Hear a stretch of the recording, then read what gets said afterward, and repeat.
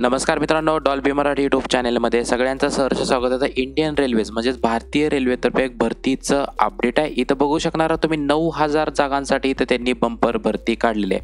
महत्त्वाचं म्हणजे RRB तर्फे ही रिक्रुटमेंट आहे आणि पदाचं नाव आहे टेक्निशियन, म्हणजेच 9,000 टेक्निशियन पदे इथे भरली जाणार आहे. तर डिटेल रिक्रुटमेंट अजूनही आलेली नाही आहे, परंतु त्यांनी सांगितलेलं आहे की फेब्रुवारी 2024 डिटेल रिक्रुटमेंट असणार आहे. याच्यामध्ये कोण कोण अप्लाय करू शकतं, शेवटची तारीख काय असणार आहे, फी काय असणार आहे, सगळी डिटेल रिक्रुटमेंट फेब्रुवारी 2024 येणार आहे. आणि फॉर्म ॲक्सेप्ट करायला सुरू होणार आहे कधीपासून, तर मार्च किंवा एप्रिलमध्ये फॉर्म ॲक्सेप्ट करायला सुरू होणार आहे.